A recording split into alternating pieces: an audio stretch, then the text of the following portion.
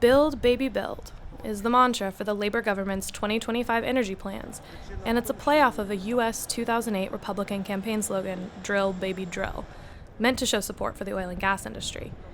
Now, the UK has the most expensive electricity in Europe, so it's no surprise that Sir Keir Starmer would be looking for energy alternatives, especially since the last coal-fired power station closed in September 2024.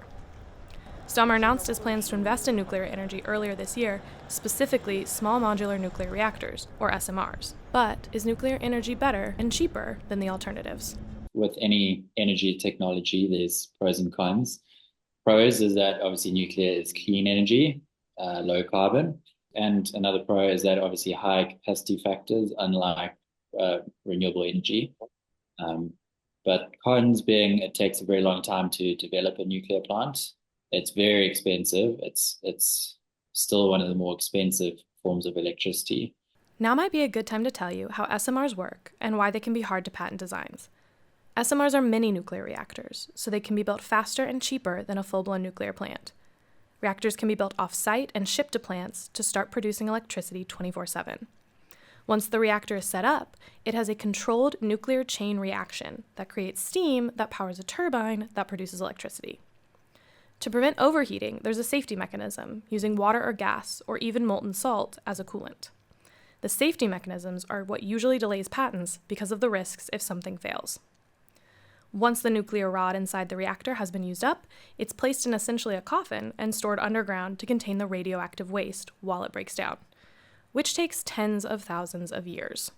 It's really slow, which means if you do develop a nuclear plant, you're kind of locking in fossil fuels for the next 15 years while you are building that plant, as opposed to a 2-year kind of wind or solar development where you can displace fossil fuels a lot quicker than nuclear.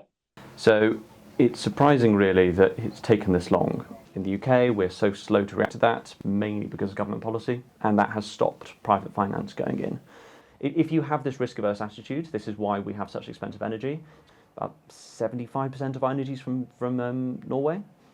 Now, nuclear is the future, but that's going to take 50, 75 years to come.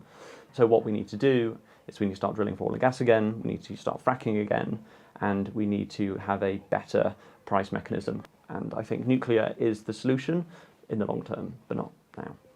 It really depends on what side of the aisle you sit on.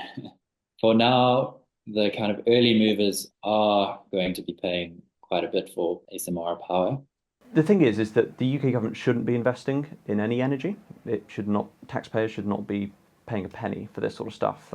That includes oil and gas, that includes nuclear, that includes hydro, that includes wind and solar. It's better if it's green, of course, but if you have cheap energy anyway, you need to use it or else you become very poor. Nuclear does not solve that problem, unfortunately, unless it's an existing nuclear plant that was built a long time ago and the sort of upfront costs have been paid off. But the thing is, we need to be involved in the energy market. We need to be exporting, which is something we can do. We're just choosing not to.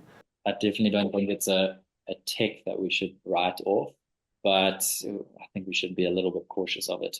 Not energy independent, energy super abundant. Energy should be the price of water. It should be incredibly cheap. It's an optimistic take, but nuclear, if it is the answer for cheaper and better energy, won't be lowering your bills anytime soon.